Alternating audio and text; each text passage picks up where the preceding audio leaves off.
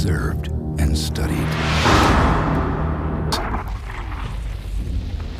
And slowly,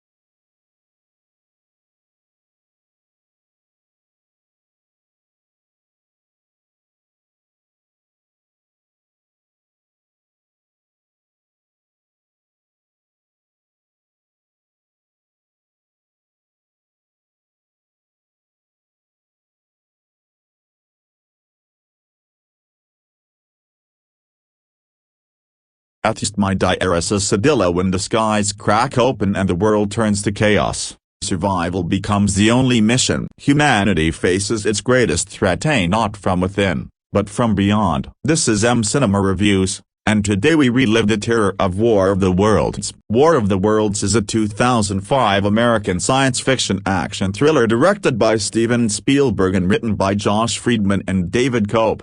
Adapted from H. G. Wells' 1898 novel of the same name. The film stars Tom Cruise as a blue-collar dock worker who must protect and reunite his estranged children during a catastrophic alien invasion that annihilates cities with colossal war machines. The supporting cast includes Dakota Fanning, Miranda Otto, and Tim Robbins, with Morgan Freeman providing narration. The movie was produced by Paramount Pictures, DreamWorks Pictures, Amblin Entertainment, and Cruise Wagner Productions. Filming took place over 73 days across several U.S. states, including California, New York, New Jersey, Connecticut, and Virginia, using multiple sound stages and real-world locations. The production was kept under tight secrecy to maintain suspense before release, while major brands like Hitachi collaborated on promotional tie-ins. Premiering at the Ziegfeld Theater on June 23, 2005, and released in theaters on June 29,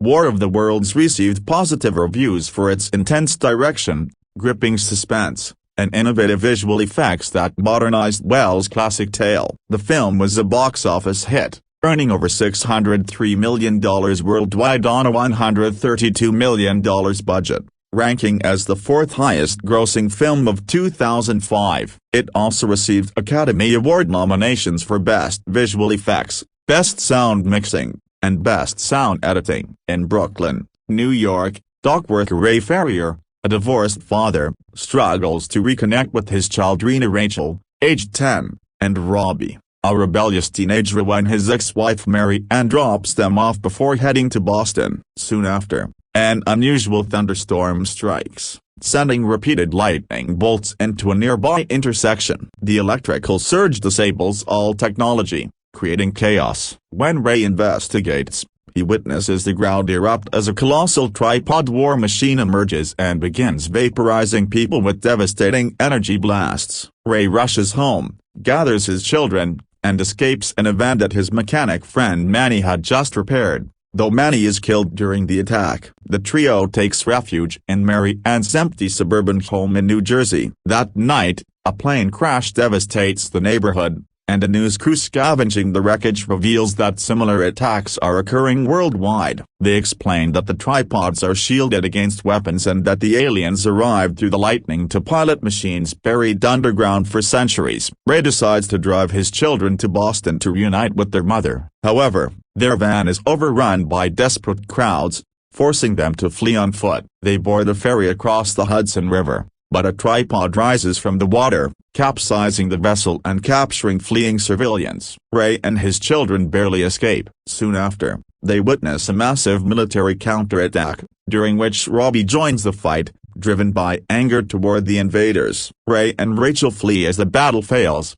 believing Robbie has perished in the destruction. Seeking shelter, they find refuge with Harlan Ogilvie, a disturbed former ambulance driver hiding in a farmhouse basement. For hours, they remain silent as an alien probe and several extraterrestrials search the area. As the invaders begin spreading a strange red vegetation across the land, Ogilvie's growing instability endangers them. When his shouting threatens to expose their hiding place, Ray is forced to kill him to protect Rachel. Later, when a tripod's probe discovers them, Rachel is captured. Desperate, Ray allows himself to be taken as well and uses a belt of grenades to destroy the tripod from within, rescuing his daughter. Eventually, Ray and Rachel reach Boston, where they discover the alien plant life dying and the tripods collapsing without cause. Spotting birds landing on a nearby tripod, Ray realizes its force shields are down and alerts the military, who destroy it with missiles. As soldiers inspect the wreckage,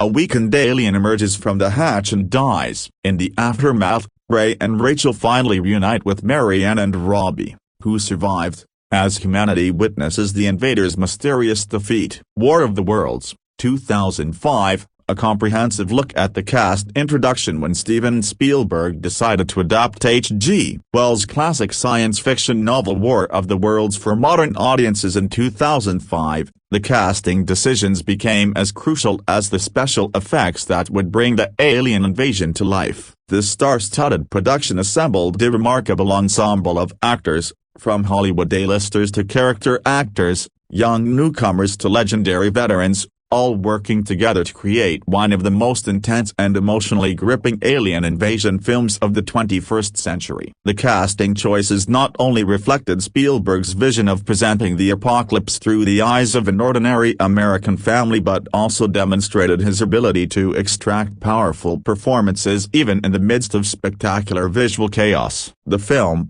released in the summer of 2005, represented a significant collaboration between Spielberg and Tom Cruise, bringing together two of Hollywood's most powerful figures at the height of their respective careers. However, the success of the film rested not just on its leading man but on the entire ensemble, from Dakota Fanning's heartbreaking performance as a traumatized child to Tim Robbins' unnerving portrayal of a man pushed beyond his breaking point. The supporting cast, though often overshadowed by the film's spectacular action sequences, provided the emotional foundation that made the destruction feel personal and the stakes feel real. This comprehensive examination explores the casting process, the performances, and the careers of everyone involved in bringing this apocalyptic vision to the screen. From the principal cast members whose faces dominated the marketing campaign to the day players who populated the panic-stricken crowds fleeing from extraterrestrial destruction. Tom Cruise as Ray Ferrier. The leading man at the center of War of the Worlds stands Tom Cruise,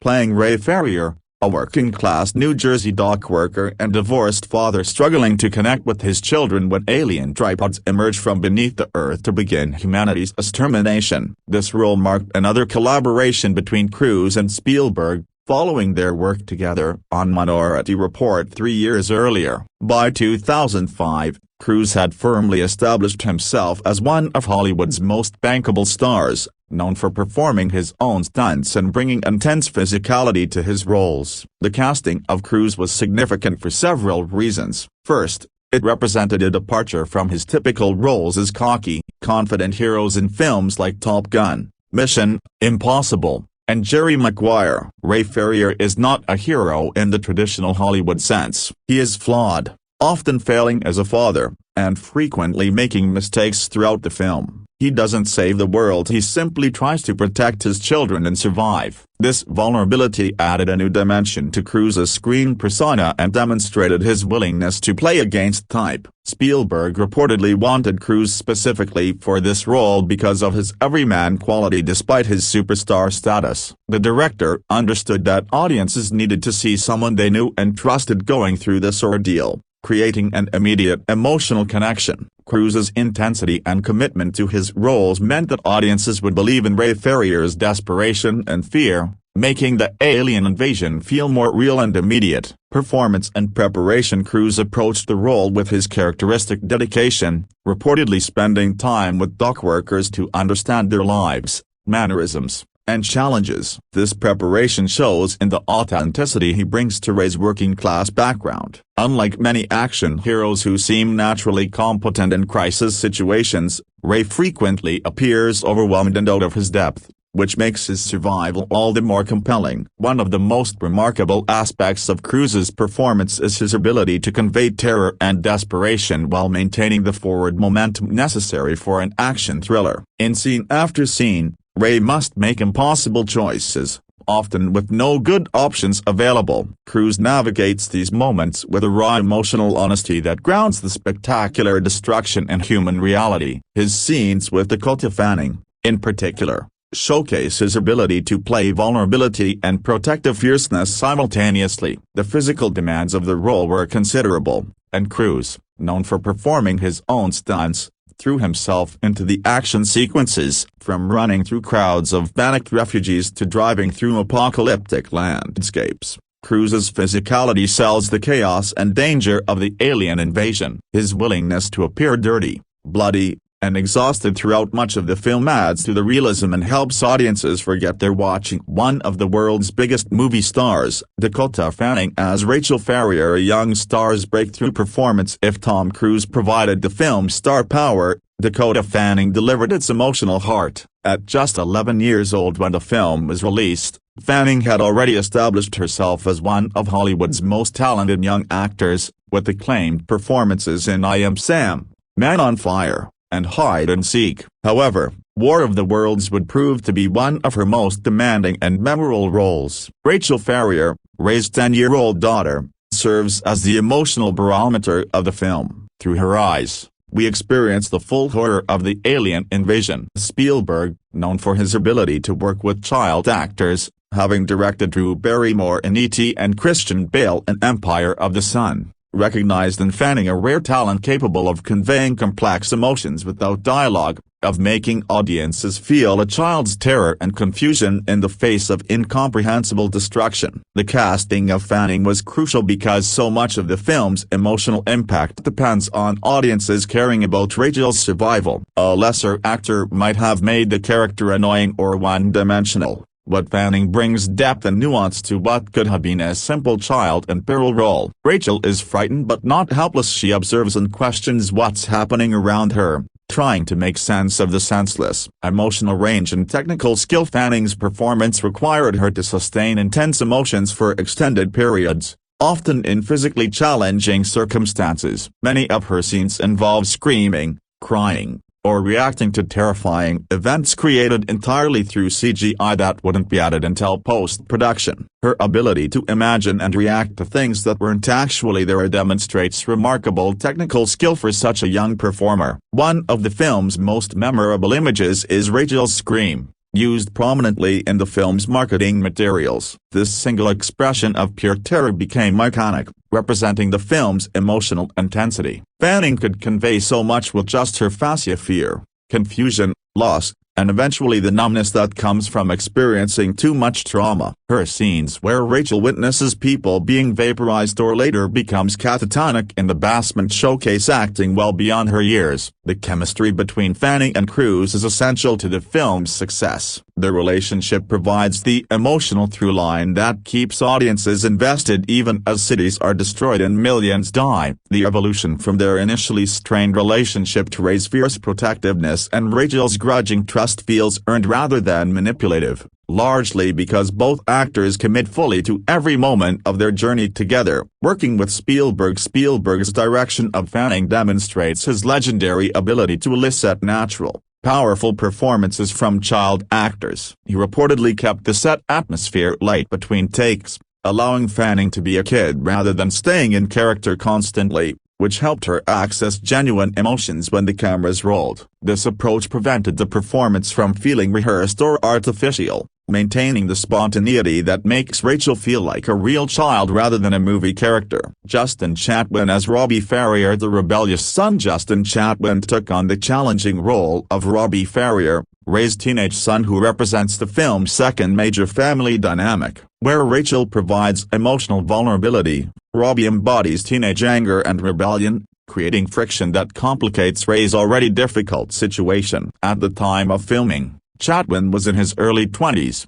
a relative newcomer to major Hollywood productions, though he had appeared in several television shows and smaller films. The character of Robbie serves multiple narrative functions. First, he provides conflict within the family unit, challenging Ray's authority and questioning his choices. This internal tension mirrors the external chaos of the alien invasion, creating layers of struggle for the protagonist. Second, Robbie represents youthful idealism and the desire to fight back against impossible odds, a counterpoint to Ray's pragmatic focus on survival. Finally, his eventual separation from the family raises the stakes and adds another dimension of worry for Ray, who must protect Rachel while wondering about his son's fate. Chatwin brings an authentic teenage surliness to the role, making Robbie feel like a real adolescent rather than a Hollywood version of one. His early scenes with Cruise establish the fractured father-son relationship efficiently, showing us years of disappointment and resentment in just a few interactions. The actor successfully walks the line between making Robbie sympathetic despite his attitude and understandable in his frustration with his father's shortcomings. Character arc and screen presence. One of the most discussed aspects of Chatwin's performance is Robbie's character arc, particularly the controversy surrounding his fate in the film. After Robbie leaves his father to join the military resistance,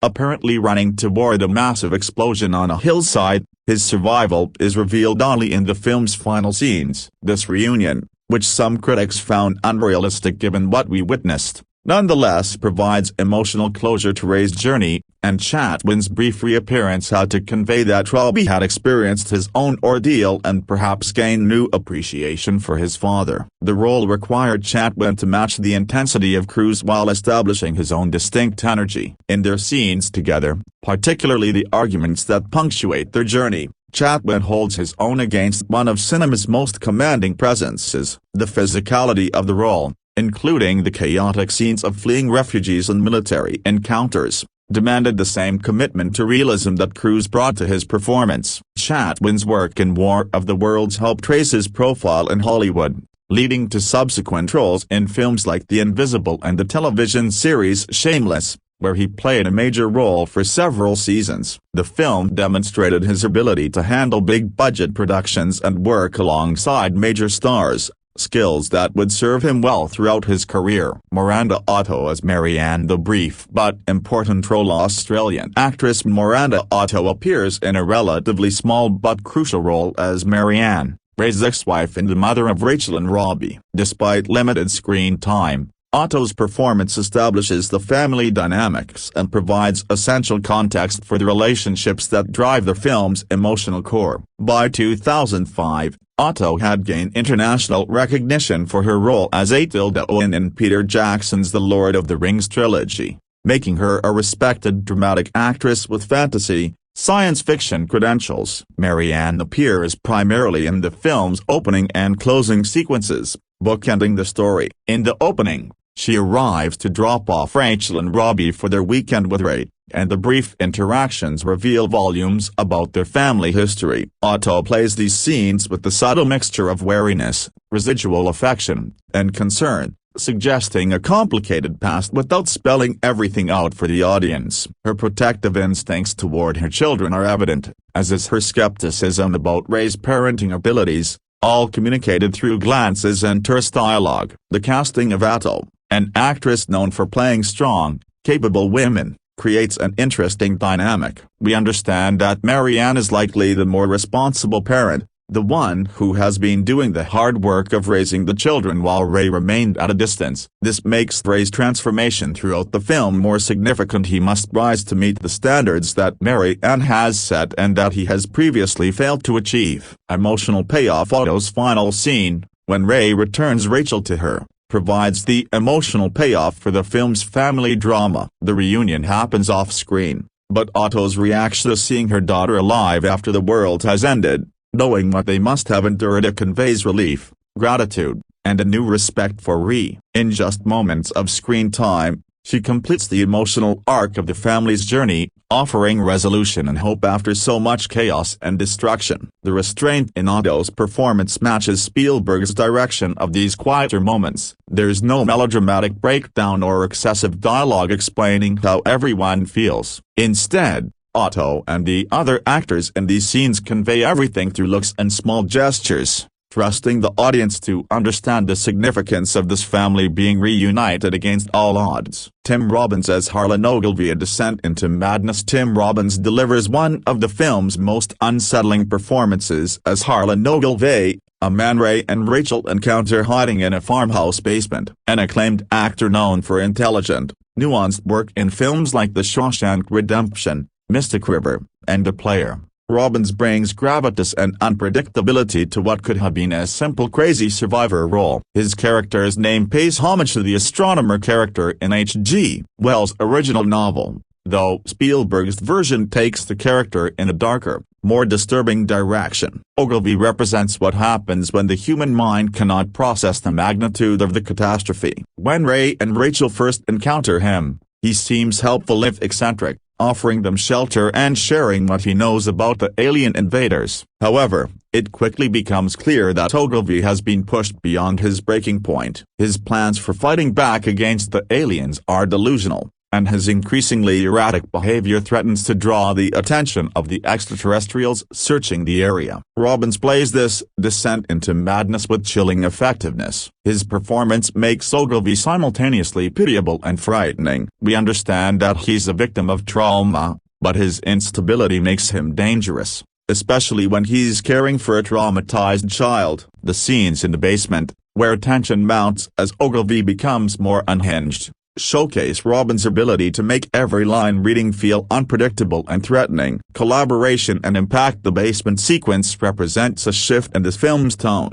moving from large-scale action and destruction to claustrophobic psychological horror. Robbins' performance is central to this shift. His scenes with crews carry a different kind of tension than the alien attacks. This is human conflict in extreme circumstances, raising uncomfortable questions about survival and what people become when civilization collapses. The role required careful calibration. Robbins needed to seem dangerous enough that Ray's eventual response feels justified, but not so cartoonishly evil that the moral complexity of the situation is lost. The actor achieves this balance, making Ogilvy a tragic figure whose madness stems from the same traumatic experiences Ray and Rachel have endured. The difference is that Ogilvy has broken under the pressure, while Ray must find the strength to continue protecting his daughter. Spielberg's decision to cast an actor of Robbins' caliber in a relatively small role speaks to the director's commitment to quality throughout the production. Rather than treating supporting roles as afterthoughts,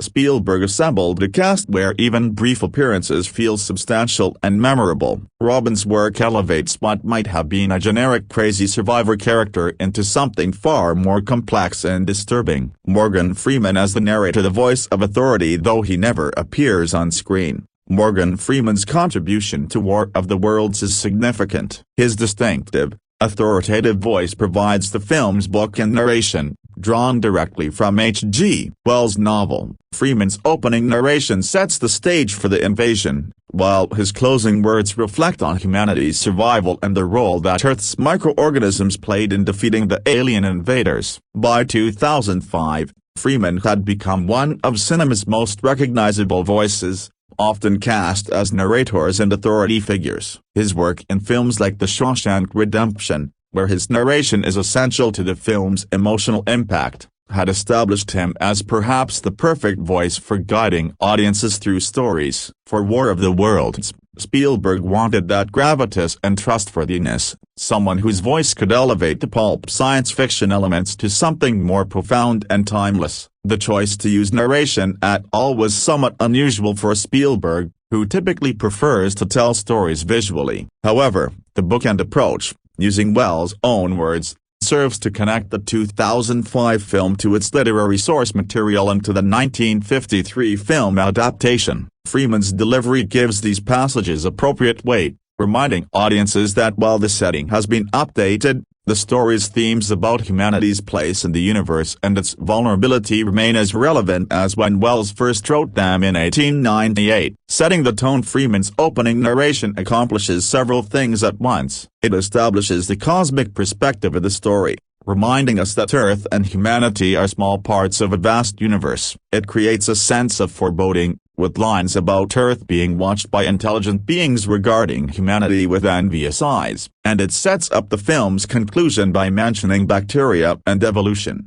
planting the seeds for the story's resolution. The closing narration provides context for what we've witnessed, explaining that humanity's salvation came not from weapons or heroism but from the microscopic organisms to which humans had developed immunity over millions of years of evolution. Freeman delivers these lines with appropriate solemnity, giving the film a sense of closure and perspective that extends beyond Ray and Rachel's personal survival story. The supporting cast: Rick Gonzalez as Vincent. Rick Gonzalez appears as Vincent, a young man whom Ray encounters during the early chaos of the invasion. Their interaction leads to one of the film's most disturbing moments, when Ray carjacks Vincent's vehicle to escape the destruction. This brief role nonetheless stands out because it demonstrates how the crisis breaks down normal social contracts and forces people into desperate, unethical actions for survival. Gonzalez brings authentic street credibility to the role, making Vincent feel like a real person caught in impossible circumstances rather than just a plot device. His understandable anger and resistance to Ray's theft of his vehicle adds moral complexity to Ray's character. We're rooting for the protagonist while acknowledging that he's victimizing another survivor. This gray area in morality recurs throughout the film and adds to its realistic portrayal of disaster scenarios. Yul Vasquez as Julio. Yul Vasquez plays Julio,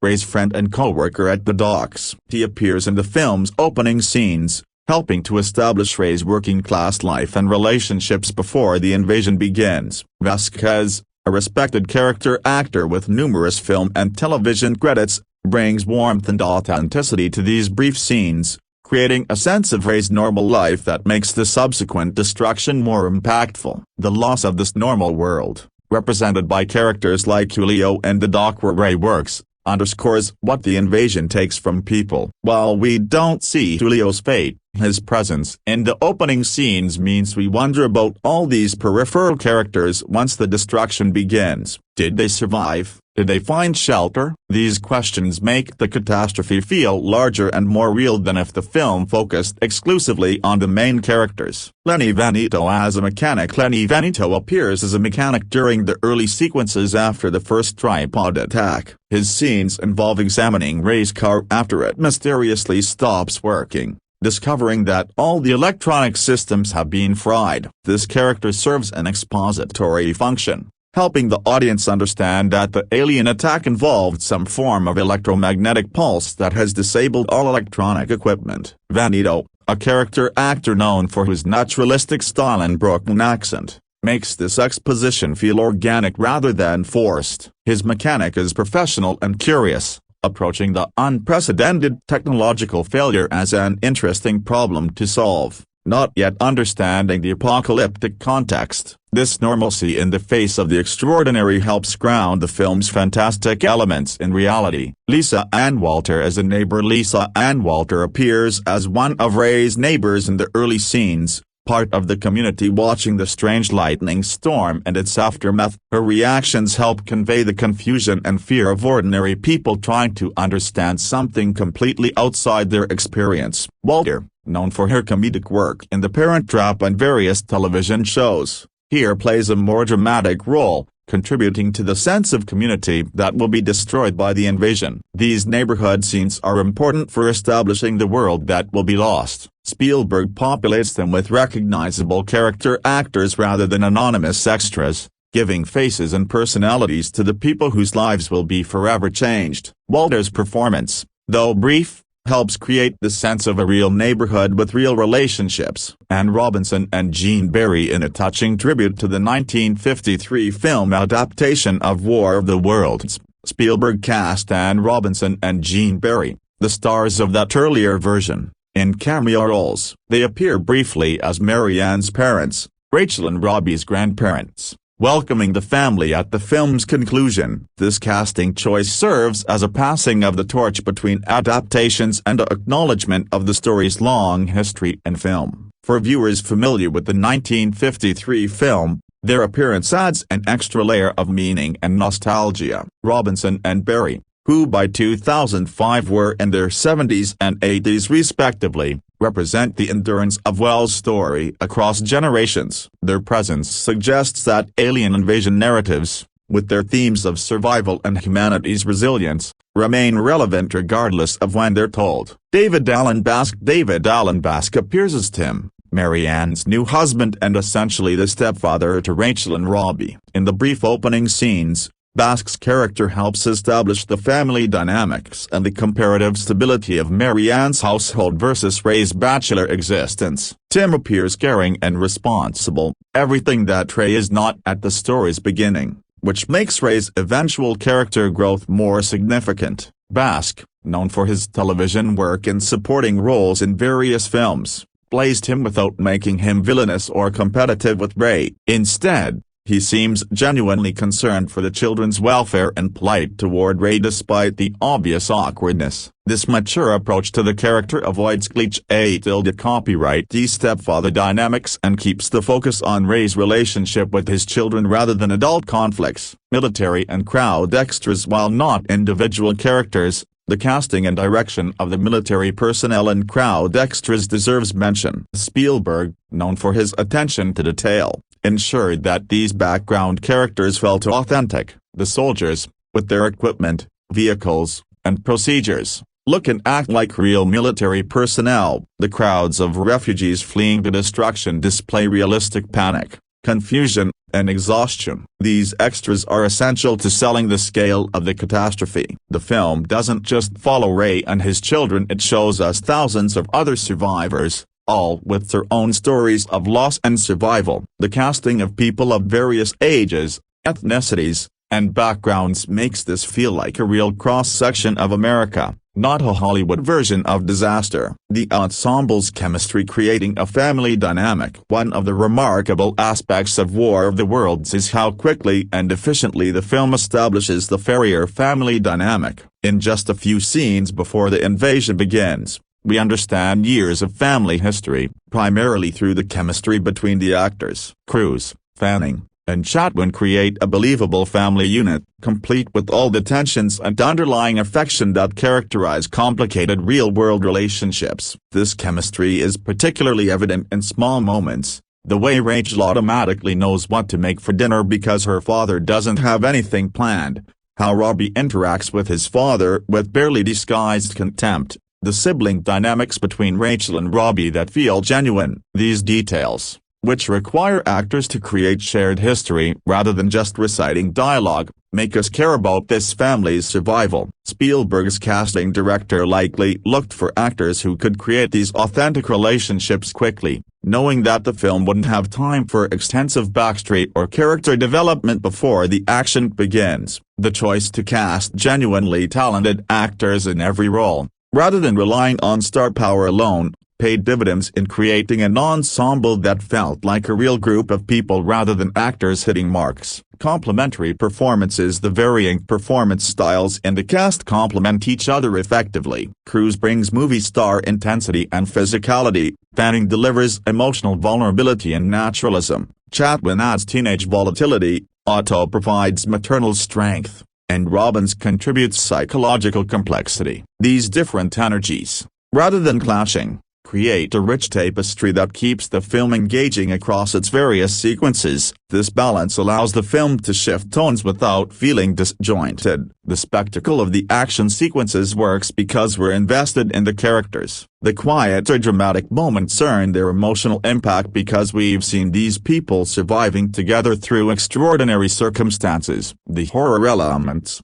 particularly in the basement sequences with Robbins, feel genuinely disturbing because we care about Rachel's safety. Casting controversies and challenges. Age-appropriate casting. One aspect of the casting that generated some discussion was the decision to place Dakota Fanning, a young child, in such traumatic and frightening situations. While obviously these were controlled film sets and Fanning was never in actual danger, some questioned whether it was appropriate for an 11-year-old to spend months filming scenes of terror and violence. Spielberg and Fanning's mother addressed these concerns, noting that Fanning was mature, professional, and always surrounded by support that made the experience positive despite the dark material. This raises interesting questions about child actors in blockbuster filmmaking. Fanning's performance is essential to the film's success, and it's hard to imagine another actor of that age delivering the same quality of work. However, the intensity required undeniably placed demands on a young performer that differ from typical child roles. The film's success and Fanning's subsequent healthy career suggest that the experience was managed appropriately,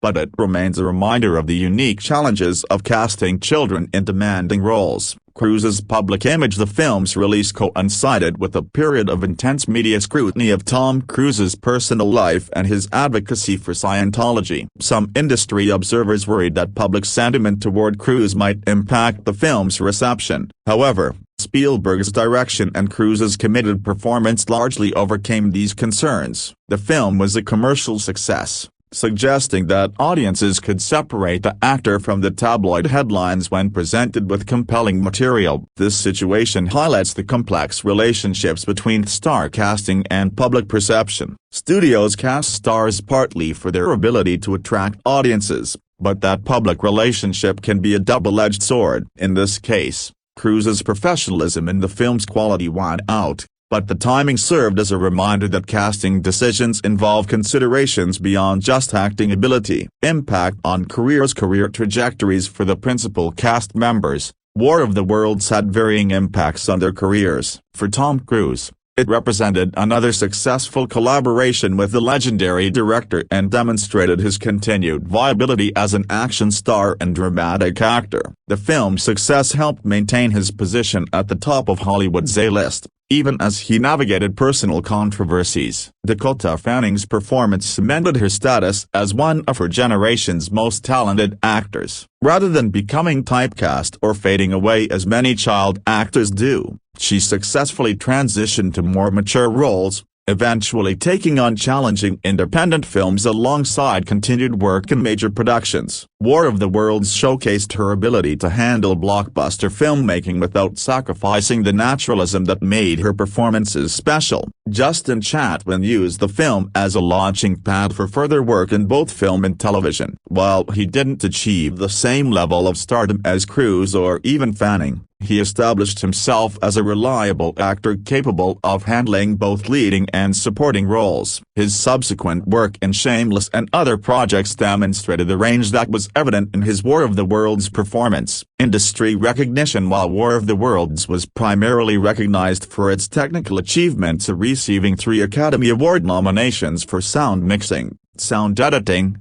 and visual effects, the performances also received acclaim. Critics particularly praised Fanning's work, with many noting that she matched Cruise scene for scene and provided the emotional core that elevated the film above standard disaster fare. The film's success also reinforced Spielberg's reputation for effectively directing actors, Even in special effects-heavy productions, many directors struggle to elicit compelling performances when actors must react to elements that will be added digitally. But Spielberg's cast consistently delivers emotionally honest work. This reputation helped all the actors in this film, demonstrating their ability to handle the unique challenges of blockbuster filmmaking. The casting director's vision assembling the puzzle, while Steven Spielberg ultimately makes final casting decisions on his films. The work of the casting director in assembling options and managing the audition process is crucial. For War of the Worlds, this meant finding actors who could handle both the physical demands of the production and the emotional depth required by the story. It meant considering chemistry between potential cast members and how different personalities would complement each other on screen. The casting process likely involved considering various factors: acting ability, star power,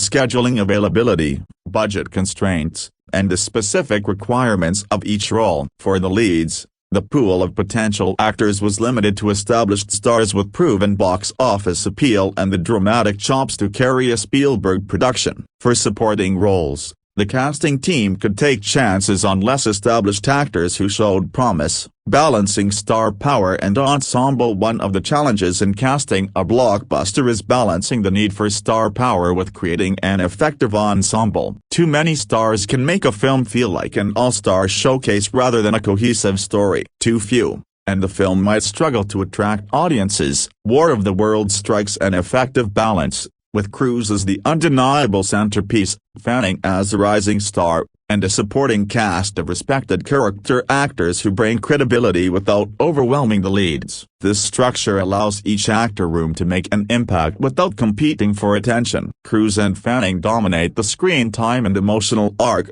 while actors like Robbins and Otto deliver memorable performances in limited roles. Even the smallest parts feel fully realized, suggesting careful attention to casting throughout the production. Working with Spielberg, the director's approach. Steven Spielberg's reputation for working with actors is legendary. He's known for creating supportive set environments, communicating clearly about what he needs from each performance, and being efficient with time so actors aren't exhausted by endless takes. For a production as complex and demanding as War of the Worlds, with its combination of practical effects, CGI elements, and challenging physical requirements, this directorial skill was essential. Multiple cast members have spoken about the experience of working with Spielberg in interviews. Dakota Fanning noted his ability to help child actors feel comfortable and his patience in getting performances right without making the work feel arduous. Tom Cruise, who had worked with Spielberg before,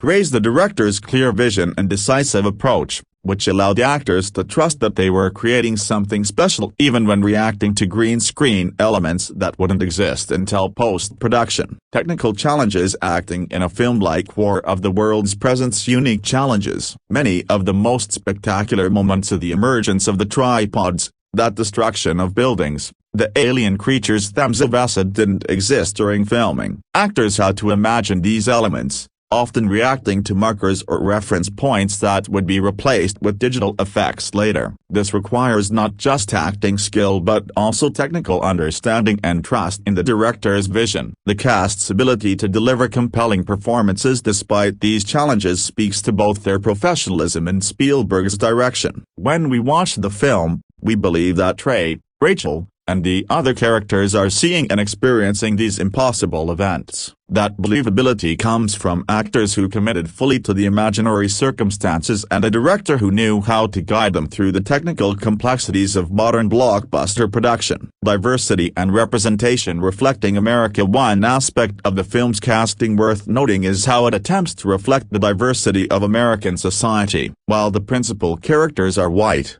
the supporting cast and extras include people of the various ethnic backgrounds, ages, and apparent socio-economic situations. This diversity makes the film's depiction of catastrophe feel more authentic. We see that the alien invasion affects everyone, not just one demographic group. The setting in contemporary New Jersey, with its diverse population, provided opportunities for this inclusive casting. The crowds of refugees, the military personnel, the neighbors and bystanders all represent a cross-section of American society. This approach, while not perfect, helps ground the science fiction premise in recognizable reality. Contemporary discussions by today's standards, some might critique the film for centering its narrative entirely on a white family, particularly given opportunities for more diverse representation in leading roles. However, it's worth contextualizing the film within both its 2005 production period and its source material,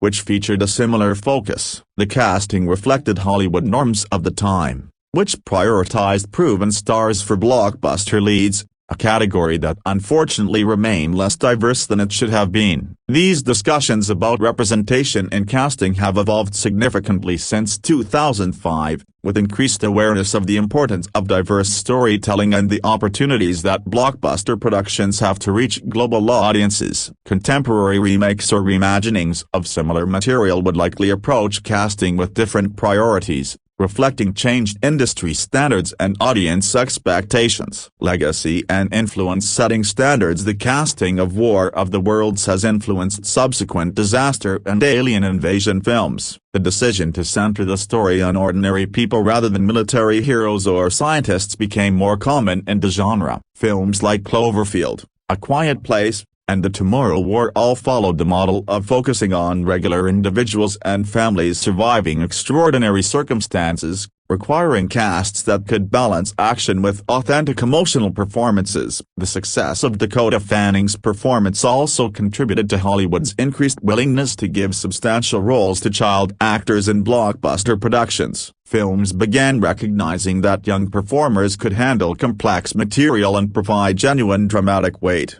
not just serve as plot devices or sidekicks. This opened doors for young actors and enriched storytelling by allowing for more nuanced family dynamics in genre films. Enduring appreciation nearly 2 decades after its release, War of the Worlds remains a touchstone for the alien invasion genre, and its cast's performances are a significant reason for its endurance. When discussing effective blockbuster acting, critics and film students often point to how Cruise and Fanning ground spectacular action in human emotion, or how the ensemble creates genuine chemistry despite limited character development time. The film also represents an interesting moment in Tom Cruise's career, a successful collaboration with America's most commercially successful director in a genre film that required both star power and serious dramatic chops. It showcased his range and professionalism at the time. War of the Worlds, 2005, a comprehensive analysis of production, release,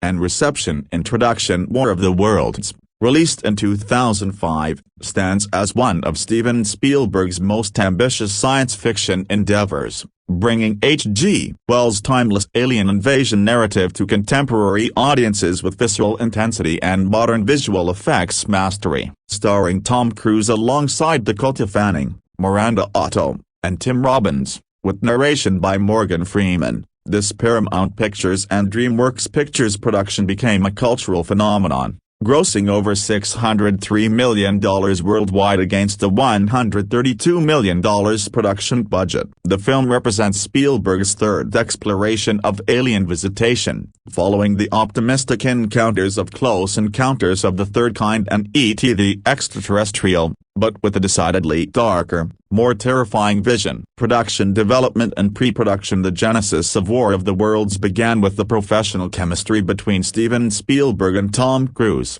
who had previously collaborated on the critically acclaimed Minority Report in 2002. Their working relationship proved so fruitful that both were eager to reunite for another project. During the filming of Catch Me If You Can, Cruise approached Spielberg with 3 potential film ideas for their next collaboration. Among these proposals was an adaptation of H.G. Wells' classic 1898 novel, The War of the Worlds. The moment resonated deeply with Spielberg. He later recalled the instant connection. "We looked at each other and the lights went on. As soon as I heard it, I said, oh my God. War of the Worlds, absolutely. That was it." This immediate enthusiasm would set the tone for what would become an intensely focused and rapidly executed production. For Spielberg, this project represented an opportunity to explore territory he had never fully ventured into before. Having established himself as a master of benevolent alien encounters with E.T. and Close Encounters, Spielberg wanted to create a really scary film with really scary aliens.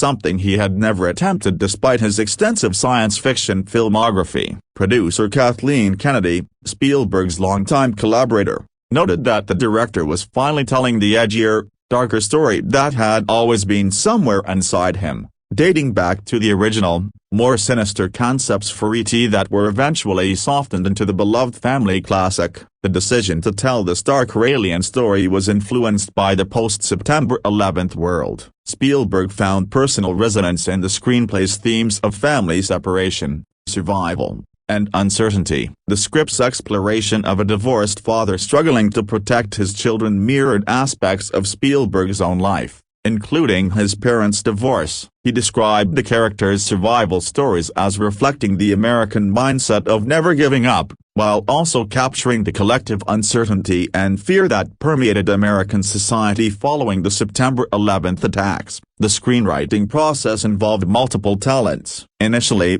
J.J. Abrams was approached by Spielberg and Cruise to write the script, but Abrams had to decline due to his commitment to creating the pilot for the television series Lost. Josh Friedman then delivered an initial screenplay, which was subsequently rewritten by David Cope, who had worked with Spielberg on several previous projects including Jurassic Park and Indiana Jones and the Kingdom of the Crystal Skull. Cope's approach to adapting Wells' Victorian-era novel involved several key decisions that would fundamentally shape the film. After rereading the original novel, he decided to follow a single narrator's perspective, creating what he described as a very limited point of view, from someone on the very periphery of events rather than someone involved in events. This narrative choice was deliberate, designed to maintain the ground-level perspective of ordinary people caught in extraordinary circumstances, rather than following military leaders or scientists coordinating the global response. To avoid falling into predictable disaster movie territory,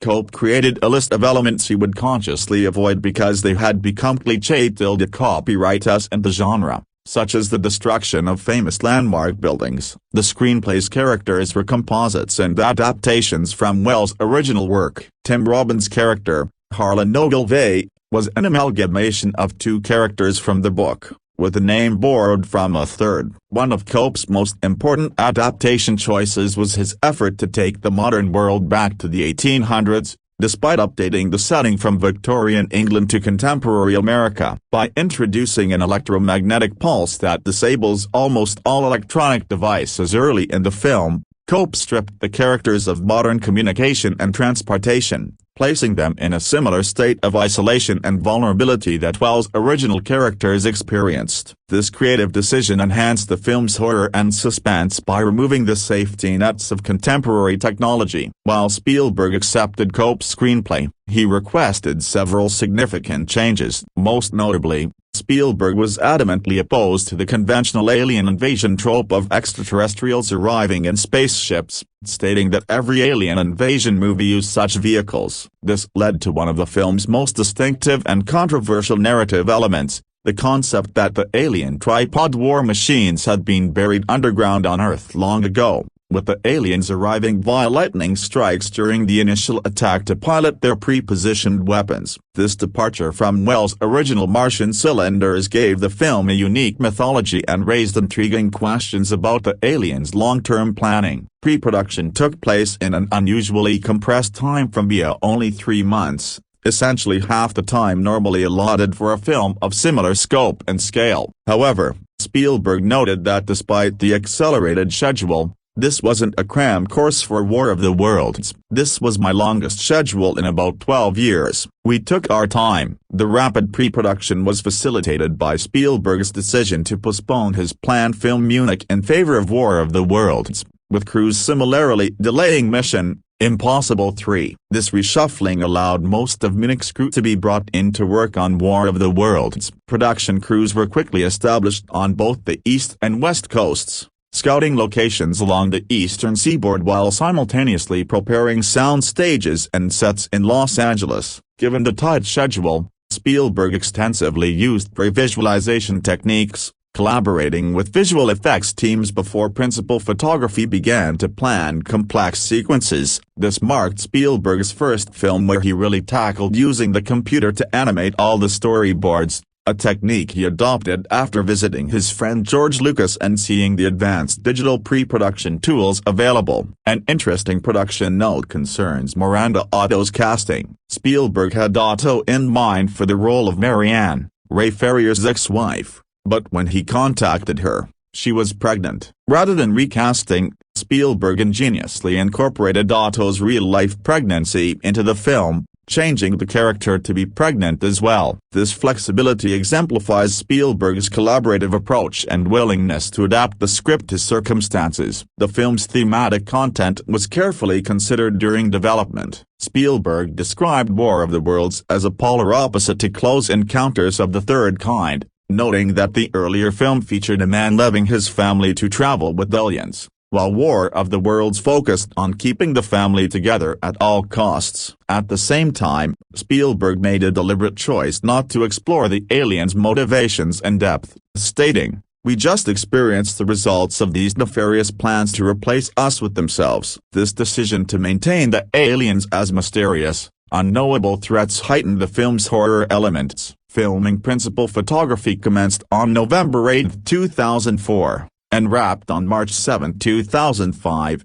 lasting an estimated 73 days. This relatively tight shooting schedule was ambitious given the film's complexity, but Spielberg's extensive pre-production planning and his reputation for efficiency enabled the production to stay on track. The filming locations spanned 5 states: Virginia, Connecticut, New Jersey, California, and New York. This geographic diversity allowed Spielberg to capture different American landscapes and architectural styles, reinforcing the film's theme of ordinary American communities under assault. The production utilized 6 sound stages spread over 3 studio lots, enabling complex interior sequences while location shooting captured the exterior devastation. One of the film's most memorable sequences of the first appearance of the tripodsa was filmed at the intersection of Ferry Street, Merchant Street, and Wilson Avenue in Newark, New Jersey. This urban setting provided the perfect backdrop for the chaotic initial attack, with the narrow streets and dense buildings creating a claustrophobic atmosphere as the massive alien war machines emerged from beneath the pavement. The production then moved to Virginia, where several key sequences were captured. The Valley War sequence, depicting a massive military engagement against the tripods, was filmed in Lexington, Virginia, and Mystery Mesa in California. These locations provided the open terrain necessary to convey the scale of the military's futile attempts to combat the invaders. In Connecticut, the production took advantage of several locations. The scene where a tripod is shot down and crashes through a factory was filmed in Naugatuck at an abandoned chemical plant, which provided a suitably industrial and decrepit setting. The haunting sequence of bodies floating down a river was filmed on the Farmington River in Windsor, with 2nd Unit Director Vic Armstrong using a stand-in for Dakota Fanning in the initial shots, filmed from behind, later cutting in footage of the actual actors' faces. New York provided multiple crucial locations. The ferry scene, depicting desperate refugees attempting to cross water only to be attacked by emerging tripods, was filmed in the town of Athens. Marianne's parents' house, which serves as the film's destination and represents the hope of family reunion, was actually located in Brooklyn but portrayed as being in Boston. Some filming also took place on the Korean War Veterans Parkway in Staten Island. Ray Ferrier's house, central to several key scenes, was filmed in Bayonne, New Jersey, with the soundstage doubling for the interior. This attention to authentic New Jersey locations grounded the film's early sequences in recognizable American suburban settings, making the subsequent chaos more relatable and terrifying for audiences. One of the most spectacular practical effects involved a retired Boeing 747 aircraft. For the neighborhood plane crash scene, the production crew purchased a former All Nippon Airways 747, registration JA8147, for approximately $2 million in transportation costs alone. The massive aircraft was dismantled into several pieces and transported to the filming location, where houses were built around the wreckage to create the illusion of a passenger jet having crashed into a suburban neighborhood. This practical approach, combined with digital effects, created one of the film's most striking and memorable images. Following filming, the destroyed plane was preserved and incorporated into the Universal Studios backlot tour, where it remains a popular attraction. Spielberg's visual approach emphasized realism and immediacy. Working with his longtime cinematographer Janusz Kaminski, the director sought to create a documentary-like feel that would immerse audiences in the chaos and terror of the alien invasion. During the scene where Ferrier's stolen minivan is attacked by a desperate mob, Kaminski and Spielberg used a variety of practical lighting sources including Coleman lamps, oil lanterns, flashlights, and maglights to create interactive, realistic lighting that enhanced the scene's authenticity and desperation. Throughout production, an extraordinary level of secrecy was maintained. The cast and crew were deliberately kept in the dark about how the aliens looked, receiving only the information necessary for their specific tasks. David Cope revealed that Spielberg wouldn't give the screenplay to anybody in its entirety, instead emailing only the sections relevant to whatever someone was working on at that moment. Miranda Otto embraced this secrecy, stating, "I think it's good. In the old days people didn't get to know much about movies before they came out, and nowadays there's just so much information. I think a bit of mystery is always really good." This culture of secrecy extended to the film's marketing campaign. Even after maintaining such tight information control throughout production, Spielberg was careful at press conferences to reveal only minimal plot details. At the War of the Worlds press conference, he only discussed the hill scene where Ferrier tries to prevent his son from joining the military fight, explaining that to say more would reveal too much. Post-production on War of the Worlds was an intensive process, with Industrial Light Magic serving as the primary visual effects company. The film ultimately featured over 500 CGI effects shots, requiring seamless integration of digital elements with live-action footage. To maintain the realism that Spielberg demanded, the use of computer-generated imagery and blue screen was deliberately limited, with most digital effects blended with miniature models and live-action footage. The design of the alien tripods represented one of the most significant creative challenges. Spielberg described the desired aesthetic as graceful, and he enlisted artist Doug Chiang to create designs that replicated aquatic life forms. The director wanted a design that would be iconic while paying tribute to the original tripods from Wells' novel, but also intimidating enough that audiences would focus on the threat of the machines themselves rather than being curious about the aliens piloting them. The visual effects crew worked to blend organic and mechanical elements in the tripod's appearance, creating vehicles that seem both biological and technological. Extensive studies were conducted on how these massive war machines would move, considering what the crew described as the contradiction of having a large, tank-like head carried by thin, flexible legs. Animator Rantel M. Dutra noted that the tripod movements had a terrestrial buoyancy walking on land but with an aquatic flow to their motion. Spielberg described the tripods as moving like scary ballet dancers, a description that perfectly captures their unsettling grace. Maintaining the massive scale of the tripods proved challenging. Visual effects supervisor Pablo Hellman noted that Steven wanted to make sure that these creatures were 150 feet tall, adhering to the height specified by Wells in the original novel. Achieving this sense of scale in various shots, from wide establishing shots to close encounters, required careful planning and execution. The design extended to the symbolism of the number 3, which permeated the alien technology. The tripod had 3 eyes, and both the vehicle and the aliens themselves had 3 main limbs with 3 fingers each. This numerical motif reinforced the aliens' fundamental otherness while providing a consistent design language. The aliens themselves featured designs based on jellyfish, with their movements inspired by red-eyed tree frogs and featuring distinctly amphibian qualities, particularly in their wet skin texture. A physical styrofoam alien was constructed and used as a stand-in during the basement scene to help guide the actors' performances, which were later digitally replaced with the final CGI aliens. One of the film's most distinctive visual elements was the heat ray vaporization effect. Spielberg specifically did not want any blood or gore during the death scenes. As Hellman explained, this was going to be a horror movie for kids, requiring a different approach to depicting mass casualties. The effects crew developed the concept of bodies being vaporized,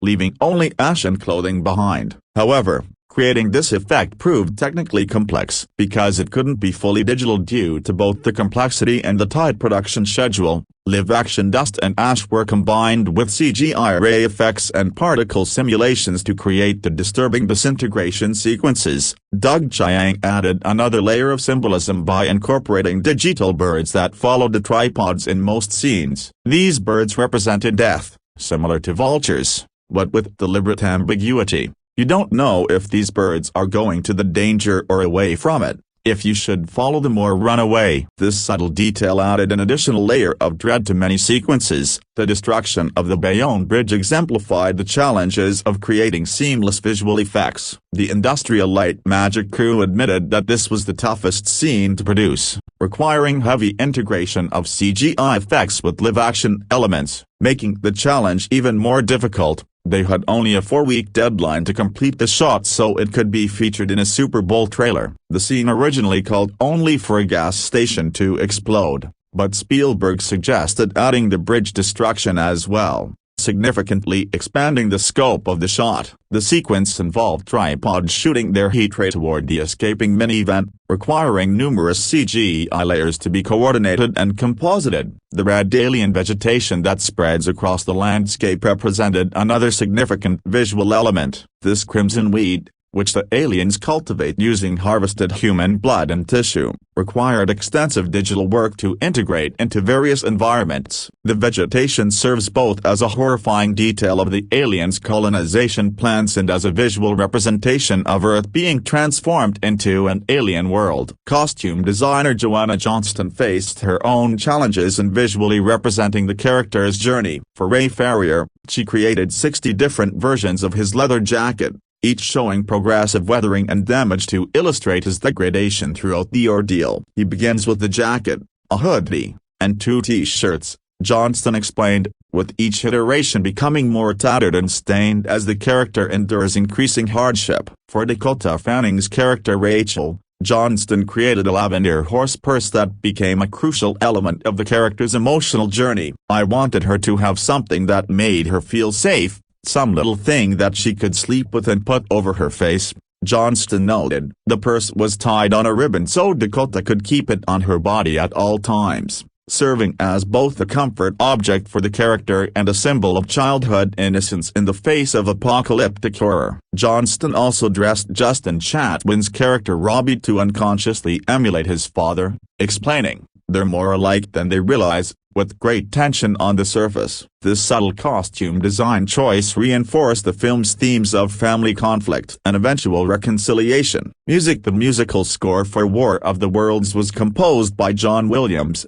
Spielberg's longtime collaborator and one of the most celebrated film composers in cinema history. Williams' approach to the film's music reflected the narrative's intensity and relentless pace. Rather than creating a traditional heroic adventure score like his work on the Indiana Jones films or Star Wars saga, Williams crafted a darker, more atmospheric soundscape that emphasized dread, panic, and survival. The score features recurring themes that underscore the film's emotional journey. Williams employed dissonant brass and strings to represent the alien threat, creating an auditory texture that feels both massive and unknowable. For the family moments, particularly between Ray and Rachel, Williams crafted more tender, emotional themes that provide brief respites from the overwhelming terror. The original soundtrack album was released on June 21, 2005, by Decca Records, just days before the film's theatrical premiere. The release featured a selection of Williams' score,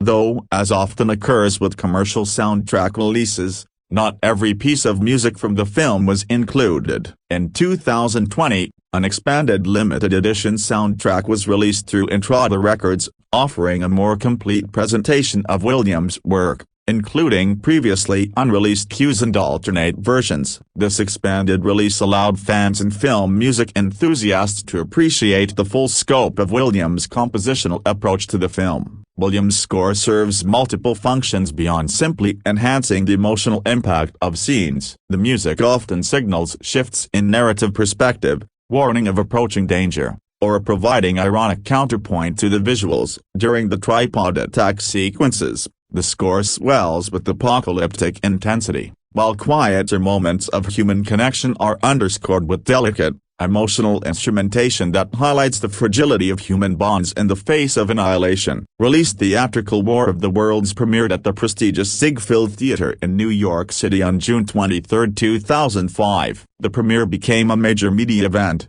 not only because of the anticipated film but also because Tom Cruise chose this occasion to publicly reveal his relationship with actress Katie Holmes. This public declaration, which included Cruise's now infamous enthusiastic expressions of affection, became a significant entertainment news story that somewhat overshadowed the film itself and the immediate media coverage. 6 days after the premiere, on June 29, 2005, the film received its wide theatrical release across the United States, opening in approximately 3,908 theaters. This saturation release strategy, typical for major summer blockbusters, ensured maximum visibility and box office potential during the lucrative Independence Day holiday weekend. The theatrical release was supported by an extensive marketing campaign that had been building for months. Paramount Pictures Interactive Marketing launched a human survival online game on the film's official website on April 14, 2005.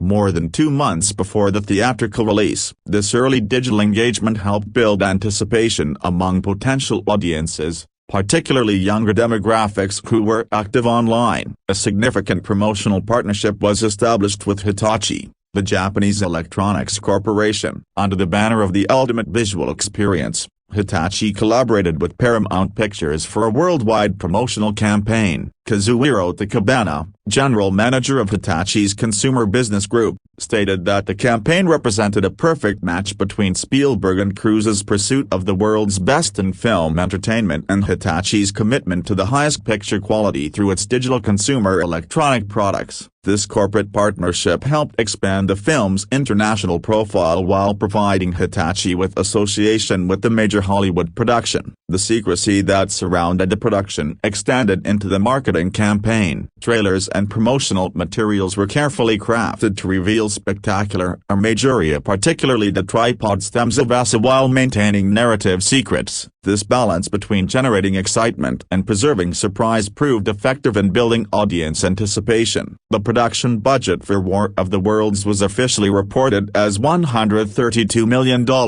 a substantial investment that reflected the film's scope, star power, and extensive visual effects work. This budget placed it among the more expensive films of 2005, though not at the absolute top tier of that year's productions. Behind the scenes, however, not everything was harmonious. According to Vanity Fair, Spielberg's relationship with Tom Cruise was reportedly strained during the film's release period. Spielberg believed that Cruise's public behavior at the time, including an erratic appearance on The Oprah Winfrey Show where he jumped on the couch while proclaiming his love for Katie Holmes, and various controversial statements about psychiatry and medication related to his Scientology beliefs, had negatively impacted the film's reception and box office performance. Additionally, tensions arose when Scientologists picketed a doctor whose name Spielberg had recommended to Cruise. These personal and professional frictions between the director and his star added an uncomfortable subtext to the film's release.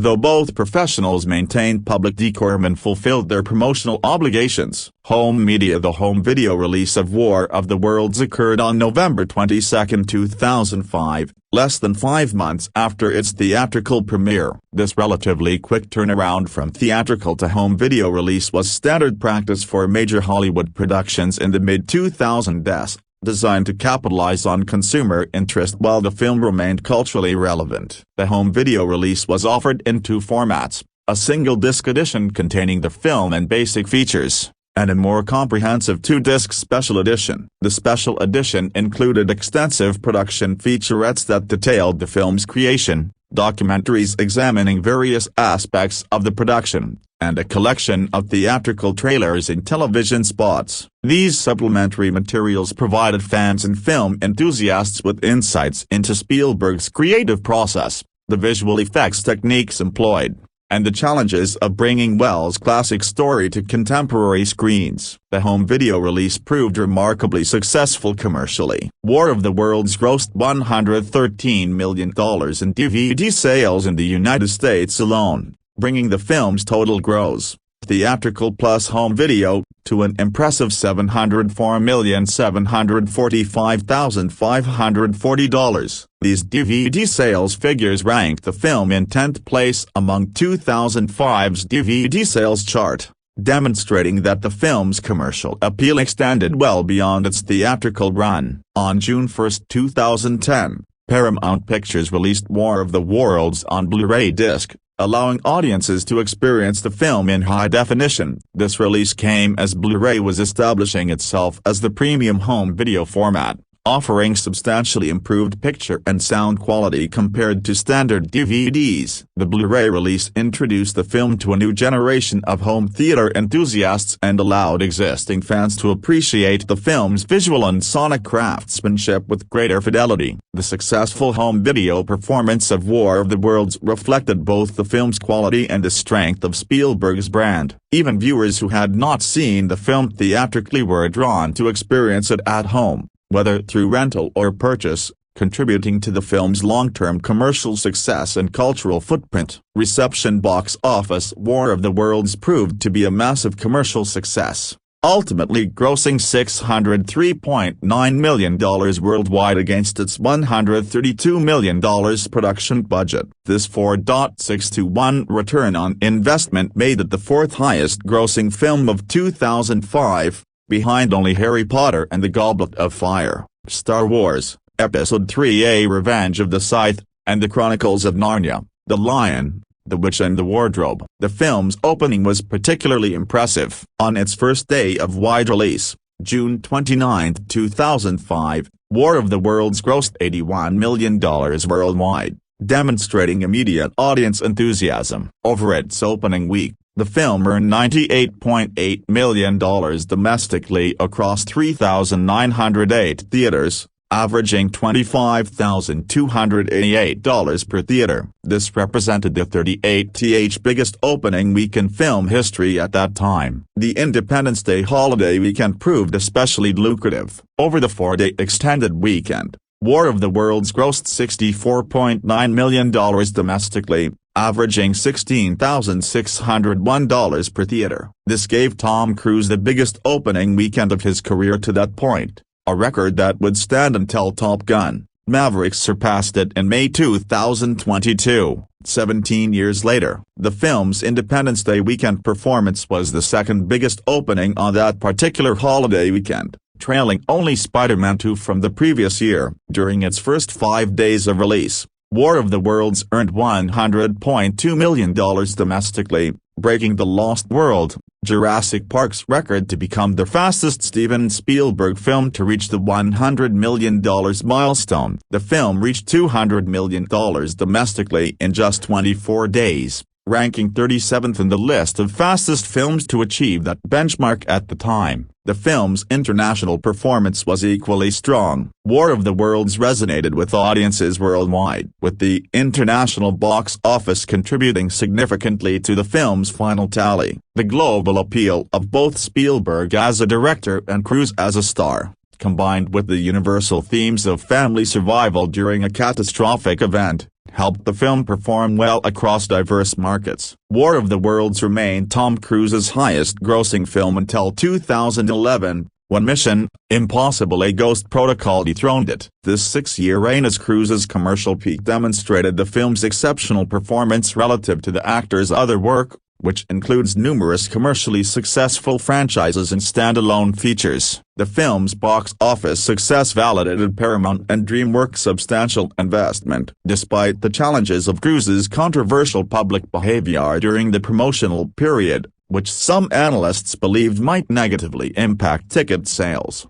audiences turned out in large numbers. The combination of Spielberg's directorial prestige, the visual spectacle promised by the trailers, the star power of the cast, and the enduring appeal of H.G. Wells' story proved to be a powerful commercial formula. Critical reception to War of the Worlds was generally positive, though not without reservations from some reviewers. On Rotten Tomatoes, the film holds an approval rating of 76% based on 265 reviews, with an average rating of 7/10. The site's critical consensus captures the prevailing sentiment. Steven Spielberg's adaptation of War of the Worlds delivers on the thrill and paranoia of H.G. Wells' classic novel while impressively updating the action and effects for modern audiences. Metacritic, which assigns weighted averages to critic reviews, gave the film a score of 73 out of 100 based on 40 critics, indicating generally favorable reviews. Audiences polled by CinemaScore,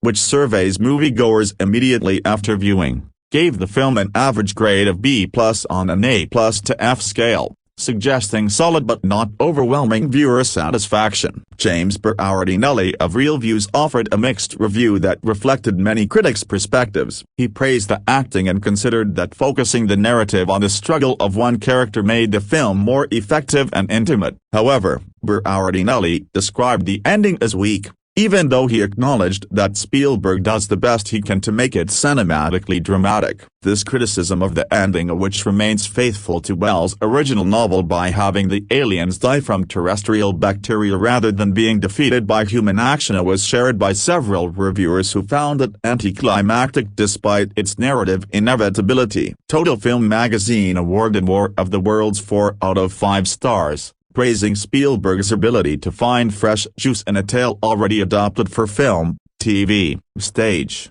radio and record. The review highlighted the film's startling images, with particular praise for the first tripod attack scene, which the reviewer compared to the intensity of the Omaha Beach landing sequence from Spielberg's Saving Private Ryan. This comparison to one of cinema's most harrowing and visceral action sequences underscored how effectively Spielberg had translated the horror of Wells' alien invasion into contemporary cinematic terms. Kenneth Turan of the Los Angeles Times offered a thoughtful analysis, commending the film's special effects while suggesting that Spielberg may actually have done his job in War of the Worlds better than he realizes. Turan argued that by showing us how fragile our world is, Spielberg raised a provocative question: is the ultimate fantasy an invasion from outer space, or is it the survival of the human race? This interpretation positioned the film as a meditation on vulnerability and resilience rather than simply a spectacle-driven blockbuster. However,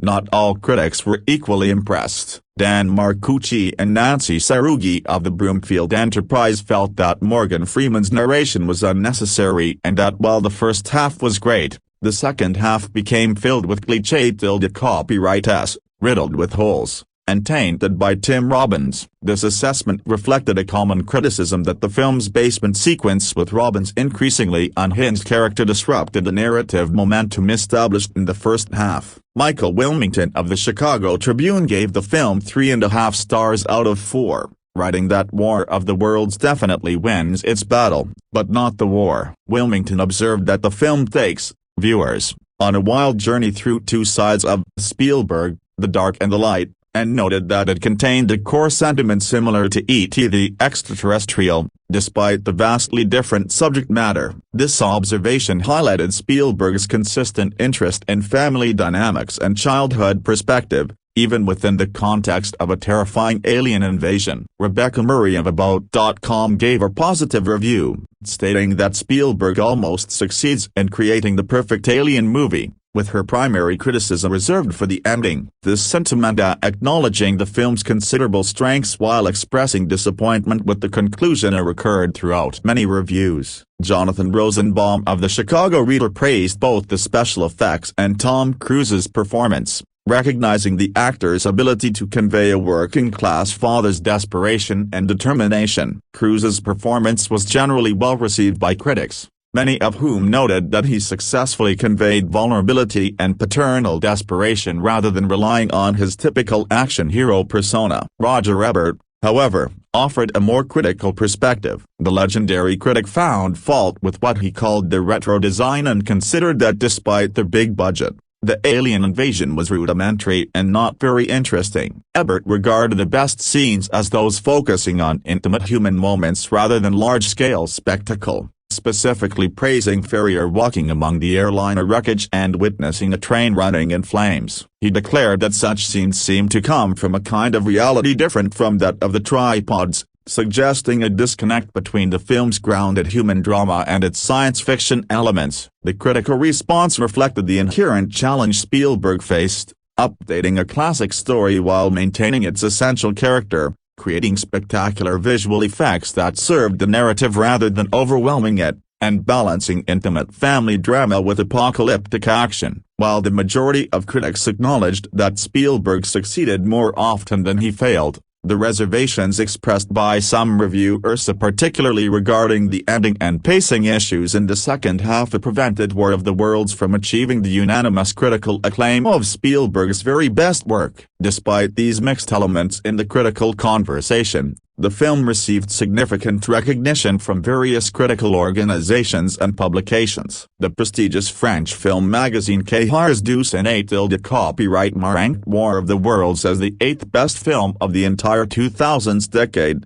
placing it alongside acknowledged masterpieces from that period. Notably, this was Spielberg's first film to make the magazine's annual listings of the top 10 films of the year, a recognition that would be followed by Lincoln, 2012, The Post, 2017, and The Fabelmans, 2022. This recognition from Cahiers du Cinéma de Copyright, long regarded as one of the most influential film criticism publications in the world, suggested that War of the Worlds had achieved a level of artistic accomplishment that transcended its blockbuster status. Japanese film director Kiyoshi Kurosawa, himself a master of atmospheric horror and science fiction, listed War of the Worlds as the best film of the entire 2000 to 2009 decade, placing it above all other films released during that 10-year period. This endorsement from a respected filmmaker known for his own explorations of paranoia and societal breakdown added significant critical weight to the film's reputation, particularly in international cinematic circles. The film received 3 Academy Award nominations, recognizing its technical achievements: Best Visual Effects, Best Sound Mixing, and Best Sound Editing. While War of the Worlds did not win in any of these categories, the nominations themselves represented significant recognition from the film industry's most prestigious institution. The visual effects nomination acknowledged the groundbreaking work by Industrial Light Magic in creating the film's massive tripods and spectacular destruction sequences. The sound mixing and sound editing nominations recognized the crucial role of audio design in creating the film's immersive, terrifying atmosphere. From the unearthly sounds of the tripods to the chaos of panicking crowds. Many reviewers and analysts noted the film's engagement with post-September 11th anxieties. The imagery of ash-covered survivors, missing persons displays, and civilians fleeing incomprehensible destruction clearly evoked the attacks on the World Trade Center and the Pentagon, as well as the broader sense of vulnerability that permeated American society in the years following those events. Some critics appreciated this thematic resonance, viewing it as Spielberg processing collective trauma through the science fiction genre, while others felt the references were exploitative or heavy-handed. The film was also described by some reviewers and scholars as an anti-war film. Rather than depicting heroic military victories or successful resistance, War of the Worlds shows civilians running, hiding, and simply trying to survive while military forces are systematically annihilated. Deborah J. Saunders of the San Francisco Chronicle described the film as sending the message if aliens invade, don't fight back. Run Review.1th This e-book is for the use of anyone anywhere in the United States and most other parts of the world at no cost and with almost no restrictions whatsoever. You may copy it, give it away or reuse it under the terms of the Project Gutenberg license included with this e-book or online at www.gutenberg.org. If you are not located in the United States, you will have to check the laws of the country where you are located before using this e-book. Title: The War of the Worlds. Author: H.G.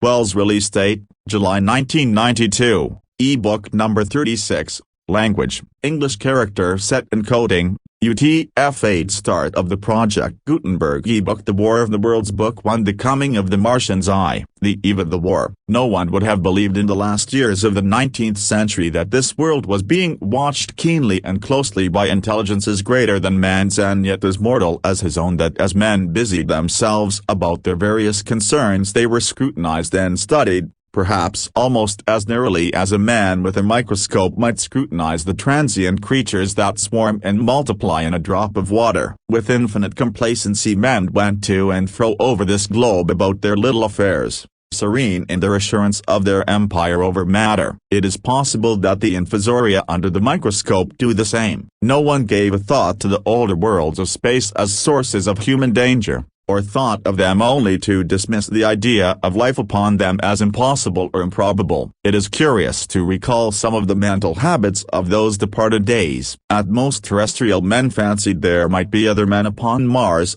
perhaps inferior to themselves and ready to welcome a missionary enterprise. Yet across the gulf of space, minds that are to our minds as ours are to those of the beasts that perish, intellects vast and cool and unsympathetic, regarded this earth with envious eyes, and slowly and surely drew their plans against us. And early in the 20th century came the great disillusionment. The planet Mars, I scarcely need remind the reader, revolves about the Sun at a mean distance of 140 million miles, and the light and heat it receives from the Sun is barely half of that received by this world. It must be, if the nebular hypothesis has any truth, older than our world, and long before this earth ceased to be molten, life upon its surface must have begun its course. The fact that it is scarcely 1/7 of the volume of the earth must have accelerated its cooling to the temperature at which life could begin. It has air and water and all that is necessary for the support of animated existence. Yet so vain is man, and so blinded by his vanity, that no writer, up to the very end of the 19th century, expressed any idea that intelligent life might have developed there far, or indeed at all, beyond its earthly level. Nor was it generally understood that since Mars is older than our Earth, with scarcely a quarter of the superficial area and remoter from the Sun, it necessarily follows that it is not only more distant from time's beginning but nearer its end. The secular cooling that must someday overtake our planet has already gone far indeed with our number. Its physical condition is still largely a mystery, but we know now that even in its equatorial region the midday temperature barely approaches that of our coldest winter. Its air is much more attenuated than ours, its oceans have shrunk until they cover but a third of its surface, and as its slow seasons change huge snowcaps gather and melt about either pole and periodically inundate its temperate zones. That last stage of exhaustion,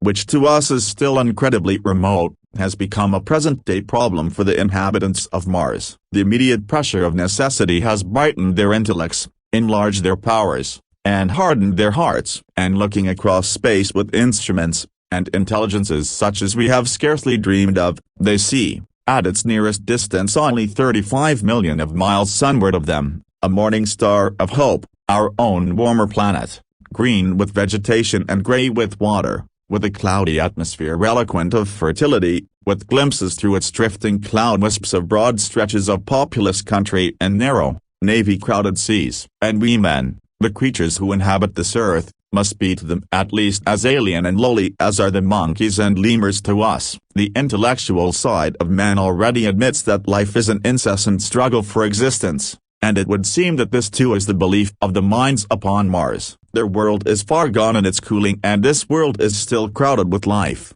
but crowded only with what they regard as inferior animals. To carry warfare sunward is, indeed, their only escape from the destruction that, generation after generation, creeps upon them. And before we judge of them too harshly we must remember what ruthless and utter destruction our own species has wrought, not only upon animals, such as the vanished bison and the dodo, but upon its inferior races, the Tasmanians, in spite of their human likeness, were entirely swept out of existence in a war of extermination waged by European immigrants. In the space of 50 years, are we such apostles of mercy as to complain if the Martians warred in the same spirit? The Martians seem to have calculated their descent with amazing subtlety. Their mathematical learning is evidently far in excess of our set, and to have carried out their preparations with a well-nigh perfect unanimity. Had our instruments permitted it, we might have seen the gathering trouble far back in the 19th century. Men like Schiaparelli watched the red planet up. It is odd, by the by, that for countless centuries Mars has been the star of war but failed to interpret the fluctuating appearances of the markings they mapped so well. All that time the Martians must have been getting ready. During the opposition of 1894 a great light was seen on the illuminated part of the disk, first at the Lick Observatory, then by Perrotin of Nice, and then by other observers. English readers heard of it first in the issue of Nature dated August 2. I am inclined to think that this blaze may have been the casting of the huge gun, in the vast pit sunk into their planet, from which their shots were fired at us. Peculiar markings, as yet unexplained, were seen near the site of that outbreak during the next two oppositions. The storm burst upon us 6 years ago now. As Mars approached opposition, Lavelle of Java set the wires of the astronomical exchange palpitating with the amazing intelligence of a huge outbreak of incandescent gas upon the planet. It had occurred towards midnight of the 12th, and the spectroscope,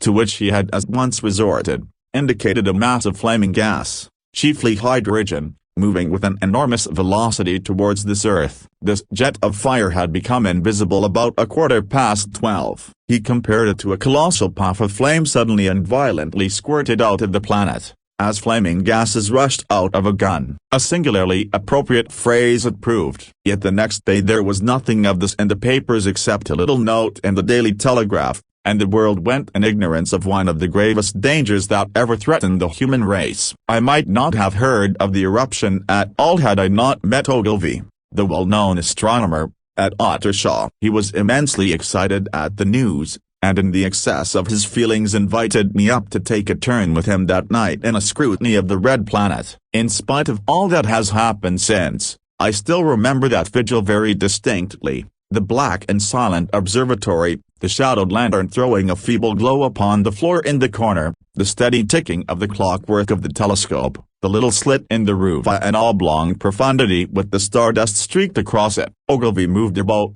invisible but audible. Looking through the telescope, one saw a circle of deep blue and the little round planet swimming in the field. It seemed such a little thing, so bright and small and still, faintly marked with transverse stripes, and slightly flattened from the perfect round, but so little it was, so silvery warm a pin's head of light. It was as if it quivered, but really this was the telescope vibrating with the activity of the clockwork that kept the planet in view. As I watched, the planet seemed to grow larger and smaller and to advance and recede. But that was simply that my eye was tired. 40 millions of miles it was from USA, more than 40 millions of miles of void. Few people realize the immensity of vacancy in which the dust of the material universe swims. Near it in the field, I remember, were three faint points of light, three telescopic stars infinitely remote, and all around it was the unfathomable darkness of empty space. You know how that blackness looks on a frosty starlight night. In a telescope it seems far profounder and invisible to me because it was so remote and small, flying swiftly and steadily towards me across that incredible distance, drawing nearer every minute by so many thousands of miles, came the thing they were sending us, the thing that was to bring so much struggle and calamity and death to the Earth. I never dreamed of it then, as I watched. No one on Earth dreamed of that unerring missile. That night, too, there was another jetting out of gas from the distant planet. I saw it, a reddish flash at the edge, the slightest projection of the outline just as the chronometer struck midnight, and that I told Ogilvy and he took my place. The night was warm and I was thirsty, and I went stretching my legs clumsily and feeling my way in the darkness, to the little table where the siphon stood, while Ogilvy exclaimed at the streamer of gas that came out towards us. That night another invisible missile started on its way to the Earth from Mars, just a second or so under 24 hours after the first one. I remember how I sat on the table there in the blackness, with patches of green and crimson swimming before my eyes. I wished I had a light to smoke by, little suspecting the meaning of the minute gleam I had seen and all that it would presently bring me. Ogilvy watched till 1, and then gave it up, and we lit the lantern and walked over to his house. Down below in the darkness were Ottershaw and Chertsey and all their hundreds of people, sleeping in peace. He was full of speculation that night about the condition of Mars, and scoffed at the vulgar idea of its having inhabitants who were signaling us. His idea was that meteorites might be falling in a heavy shower upon the planet, or that a huge volcanic explosion was in progress. He pointed out to me how unlikely it was that organic evolution had taken the same direction in the two adjacent planets. The chances against anything man-like on Mars are 1,000,000 to 1. He said. Hundreds of observers saw the flame that night and the night after about midnight, and again the night after, and so for 10 nights, a flame each night. Why the shots ceased after the 10th no one on Earth has attempted to explain. It may be the gases of the firing caused the Martians inconvenience. Dense clouds of smoke or dust, visible through a powerful telescope on Earth as little gray, fluctuating patches, spread through the clearness of the planet's atmosphere and obscured its more familiar features. Even the daily papers woke up to the disturbances at last, and popular notes appeared here, there, and everywhere concerning the volcanoes upon Mars. The serio-comic periodical Punch, I remember, made a happy use of it in the political cartoon. And, all unsuspected, those missiles the Martians had fired at us through Earthward, rushing now at a pace of many miles a second through the empty gulf of space, hour by hour and day by day, nearer and nearer. It seems to me now almost incredibly wonderful that, with that swift fate hanging over us, men could go about their petty concerns as they did. I remember how jubilant Markham was at securing a new photograph of the planet for the illustrated paper he edited in those days. People in these latter times scarcely realize the abundance and enterprise of our 19th century papers. For my own part, I was much occupied in learning to ride the bicycle, and busy upon a series of papers discussing the probable developments of moral ideals as civilization progressed. One night, the first missile then could scarcely have been 10 million miles away. I went for a walk with my wife. It was starlight, and I explained the signs of the zodiac to her, and pointed out Mars, a bright dot of light creeping zenithward, towards which so many telescopes were pointed. It was a warm night. Coming home, a party of excursionists from Chertsey or Isleworth passed us singing and playing music. There were lights in the upper windows of the houses as the people went to bed. From the railway station in the distance came the sound of shunting trains, ringing and rumbling, softened almost into melody by the distance. My wife pointed out to me the brightness of the red, green, and yellow signal lights hanging in a framework against the sky. It seemed so safe and tranquil. 2. The falling star. Then came the night of the first falling star. It was seen early in the morning, rushing over Winchester eastward, a line of flame high in the atmosphere. Hundreds must have seen it, and taken it for an ordinary falling star. Albin described it as leaving a greenish streak behind it that glowed for some seconds. Denning, our greatest authority on meteorites, stated that the height of its first appearance was about 90 or 100 miles. It seemed to him that it fell to Earth about 100 miles east of him. I was at home at that hour unreading in my study, and although my French windows faced towards Ottershaw and the blind was up, for I loved in those days to look up at the night sky, I saw nothing of it. Yet this strangest of all things that ever came to Earth from outer space must have fallen while I was sitting there, visible to me had I only looked up as it passed. Some of those who saw its flight say it traveled with a hissing sound. I myself heard nothing of that. Many people in Berkshire, Surrey, and Middlesex must have seen the fall of it, and, at most, have thought that another meteorite had descended. No one seems to have troubled to look for the fallen mass that night, but very early in the morning poor Ogilvy, who had seen the shooting star and who was persuaded that a meteorite lay somewhere on the common between Horsell, Ottershaw, and Woking, rose early with the idea of finding it. Find it he did, soon after dawn, and not far from the sand pits. An enormous hole had been made by the impact of the projectile, and the sand and gravel had been flung violently in every direction over the heath, forming heaps visible a mile and a half away. The heather was on fire eastward, and a thin blue smoke rose against the dawn. The thing itself lay almost entirely buried in sand. Amidst the scattered splinters of a fir tree it had shivered to fragments in its descent. The uncovered part had the appearance of a huge cylinder, caked over and its outline softened by a thick scaly dun-colored incrustation. It had a diameter of about 30 yards. He approached the mass, surprised at the size and more so at the shape, since most meteorites are rounded more or less completely. It was, however, still so hot from its flight through the air as to forbid his near approach. A stirring noise within its cylinder he ascribed to the unequal cooling of its surface, for at that time it had not occurred to him that it might be hollow. He remained standing at the edge of the pit that the thing had made for itself, staring at its strange appearance, astonished chiefly at its unusual shape and color, and dimly perceiving even then some evidence of design in its arrival. The early morning was wonderfully still, and the sun, just clearing the pine trees towards Weybridge, was already warm. He did not remember hearing any birds that morning, there was certainly no breeze stirring, and the only sounds were the faint movements from within the cindery cylinder. He was all alone on the common. Then suddenly he noticed with the start that some of the grey clinker, the ashy incrustation that covered the meteorite, was falling off the circular edge of the end. It was dropping off in flakes and raining down upon the sand. A large piece suddenly came off and fell with a sharp noise that brought his heart into his mouth. For a minute he scarcely realized what this meant, and, although the heat was excessive, he clambered down into the pit close to the bulk to see the thing more clearly. He fancied even then that the cooling of the body might account for this.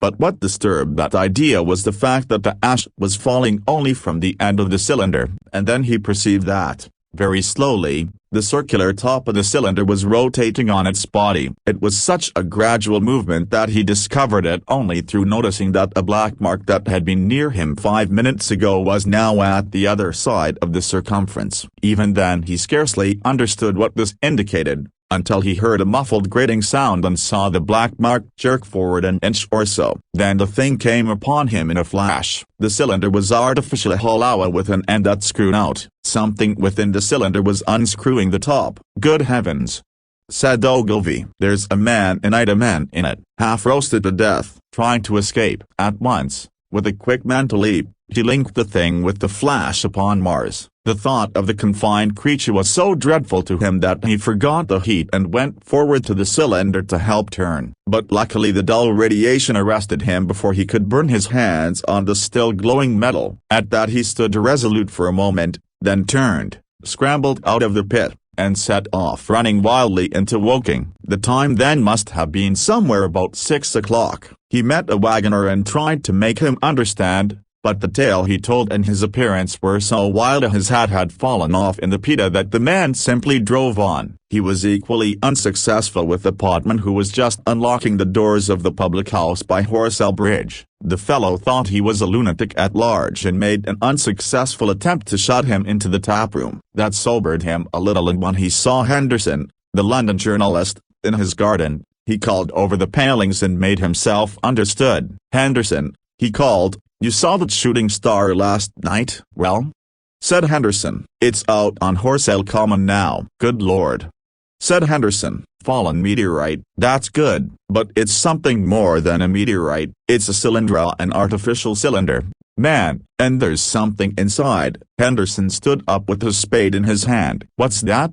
he said. He was deaf in one ear. Ogilvy told him all that he had seen. Henderson was a minute or so taking it in. Then he dropped his spade, snatched up his jacket, and came out into the road. The two men hurried back at once to the common, and found the cylinder still lying in the same position. But now the sounds inside had ceased, and a thin circle of bright metal showed between the top and the body of the cylinder. Air was either entering or escaping at the rim with a thin, sizzling sound. They listened, rapped on the scaly burnt metal with a stick, and, meeting with no response, they both concluded the man or men inside must be insensible or dead. Of course the two were quite unable to do anything. They shouted consolation and promises, and went off back to the town again to get help. One can imagine them, covered with sand, excited and disordered, running up the little street in the bright sunlight just as the shop folks were taking down their shutters and people were opening their bedroom windows. Henderson went into the railway station at once, in order to telegraph the news to London. The newspaper articles had prepared men's minds for the reception of the idea. By 8 o'clock a number of boys and unemployed men had already started for the Common to see the dead men from Mars. That was the form the story took. I heard of it first from my newspaper boy about 8:45 when I went out to get my daily chronicle. I was naturally startled, and lost no time in going out and across the Ottershaw Bridge to the sand pits. 3. On Horsell Common, I found a little crowd of perhaps 20 people surrounding the huge hole in which the cylinder lay. I have already described the appearance of that colossal bulk, embedded in the ground. The turf and gravel about it seemed charred as if by a sudden explosion. No doubt its impact had caused a flash of fire. Henderson and Ogilvy were not there. I think they perceived that nothing was to be done for the present, and had gone away to breakfast at Henderson's house. There were 4 or 5 boys sitting on the edge of the pit, with their feet dangling,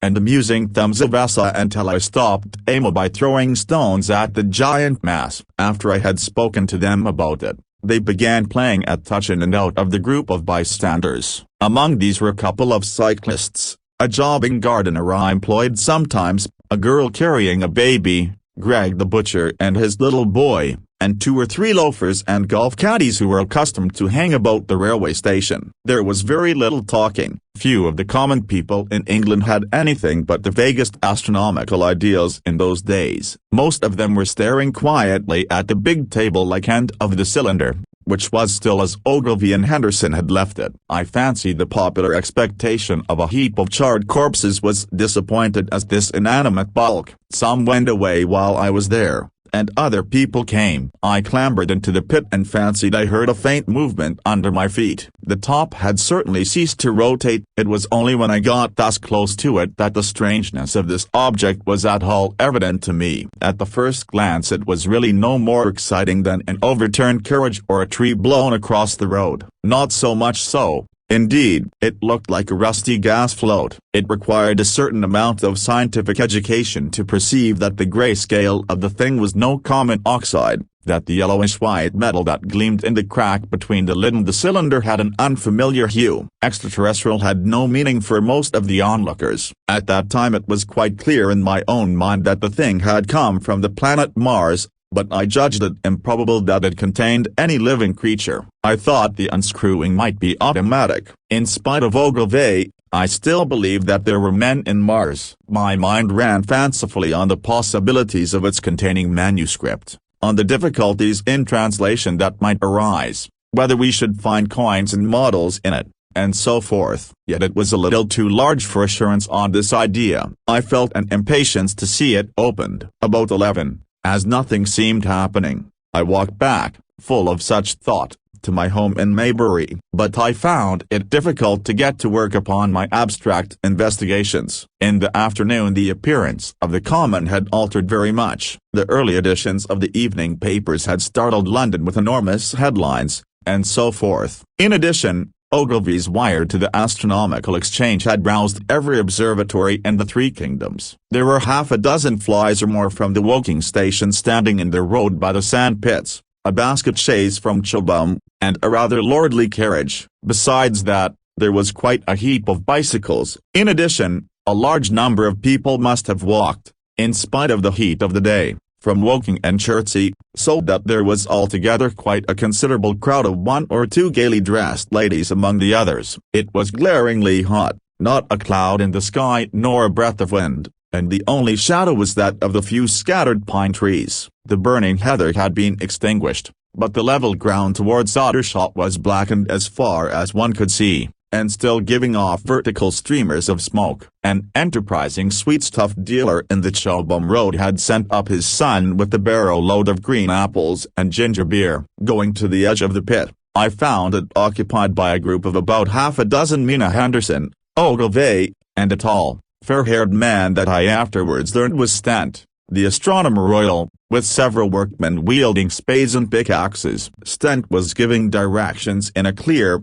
high-pitched voice. He was standing on the cylinder, which was now evidently much cooler. His face was crimson and streaming with perspiration, and something seemed to have irritated him. A large portion of the cylinder had been uncovered, though its slow end was still embedded. As soon as Ogilvy saw me among the staring crowd on the edge of the pit, he called to me to come down, and asked me if I would mind going over to see Lord Hilton, the lord of the manor. The growing crowd, he said, was becoming a serious impediment to their excavations, especially the boys. They wanted a light railing put up, and helped to keep the people back. He told me that a faint stirring was occasionally still audible within the case, but that the workmen had failed to unscrew the top, as it afforded no grip to them. The case appeared to be enormously thick, and it was possible that the faint sounds we heard represented a noisy tumult in the interior. I was very glad to do as he asked, and so become one of the privileged spectators within the contemplated enclosure. I failed to find Lord Hilton at his house, but I was told he was expected from London by the 6 o'clock train from Waterloo, and as it was then about 5:15, I went home, had some tea, and walked up to the station to waylay him. 4. The cylinder opens. When I returned to the common, the sun was setting. Scattered groups were hurrying from the direction of Woking, and 1 or 2 persons were returning. The crowd about the pit had increased, and stood out black against the lemon yellow of the sky. A couple of hundred people, perhaps. There were raised voices, and some sort of struggle appeared to be going on about the pit. Strange imaginings passed through my mind. As I drew nearer, I heard Stent's voice, "Keep back, keep back." A boy came running towards me. "It's a moving," he said to me as he passed a screw in and a screw in out. "I don't like it. I may go in 'em." "I am." I went on to the crowd. There were really, I should think, 200 or 300 people elbowing and jostling one another, the 1 or 2 ladies there being by no means the least active. "He's fallen in the pit," cried someone. "Keep back," said several. The crowd swayed a little, and I elbowed my way through. Everyone seemed greatly excited. I heard a peculiar humming sound from the pit. "I say," said Ogilvy, "help keep these idiots back. We don't know what's in the confounded thing, you know." I saw a young man, a shop assistant in Woking I believe he was, standing on the cylinder and trying to scramble out of the hole again. The crowd had pushed him in. The end of the cylinder was being screwed out from within. Nearly 2 feet of shining screw projected. Somebody blundered against me, and I narrowly missed being pitched onto the top of the screw. I turned, and as I did so the screw must have come out, for the lid of the cylinder fell upon the gravel with a ringing concussion. I stuck my elbow into the person behind me, and turned my head towards the thing again. For a moment that circular cavity seemed perfectly black. I had the sunset in my eyes. I think everyone expected to see a man emerge, possibly something a little unlike us terrestrial men, but in all essentials a man. I know I did. But, looking, I presently saw something stirring within the shadow. Grayish billowy movements, one above another, and then 2 luminous discs-like eyes. Then something resembling a little gray snake, about the thickness of a walking stick, coiled up out of the writhing middle, and wriggled in the air towards me, and then another. A sudden chill came over me. There was a loud shriek from a woman behind. I half turned, keeping my eyes fixed upon the cylinder still, from which other tentacles were now projecting, and began pushing my way back from the edge of the pit. I saw astonishment giving place to horror on the faces of the people about me. I heard inarticulate exclamations on all sides. There was a general movement backwards. I saw the shopman struggling still on the edge of the pit. I found myself alone, and saw the people on the other side of the pit running off, Stent among them. I looked again at the cylinder, and ungovernable terror gripped me. I stood petrified and staring. A big grayish rounded bulk, the size, perhaps, of a bear, was rising slowly and painfully out of the cylinder. As it bulged up and caught the light, it glistened like wet leather. 2 large dark-colored eyes were regarding me steadfastly. The mass that framed them, the head of the thing, was rounded, and had, one might say, a face. There was a mouth under the eyes, the lipless brim of which quivered and panted, and dropped saliva. The whole creature heaved and pulsated convulsively. A lank tentacular appendage gripped the edge of the cylinder, Another swayed in the air. Those who have never seen a living Martian can scarcely imagine the strange horror of its appearance. The peculiar V-shaped mouth with its pointed upper lip, the absence of brow ridges, the absence of a chin beneath the wedge-like lower lip, the incessant quivering of this mouth, the Gorgon groups of tentacles, the tumultuous breathing of the lungs in a strange atmosphere, the evident heaviness and painfulness of movement due to the greater gravitational energy of the Earth, above all, the extraordinary intensity of the immense ISA were at once vital, intense, inhuman, crippled and monstrous. There was something fungoid in the oily brown skin, something in the clumsy deliberation of the tedious movements unspeakably nasty. Even at this first encounter, this first glimpse, I was overcome with disgust and dread. Suddenly the monster vanished. It had toppled over the brim of the cylinder and fallen into the pit, with a thud like the fall of a great mass of leather. I heard it give a peculiar thick cry, and forthwith another of these creatures appeared darkly in the deep shadow of the aperture.